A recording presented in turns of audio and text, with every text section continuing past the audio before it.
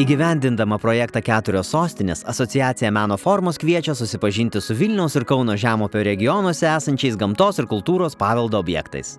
Užutrakio dvaro sodyba buvo statoma 1898–1901 metais. Pagal lenkų architekto Juozapo Huso projektą ant Galvės ežero kranto sodybą pastatė Juozapas Tiškevičius jaunesnysis.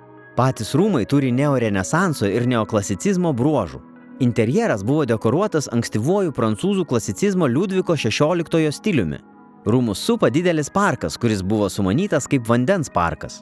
Iškasus daugiau nei 20 skirtingų dydžių ir formų tvenkinių, besijungiančių su ežerais ar tarpusavyje, gimė unikalus vandens atspindžių parkas.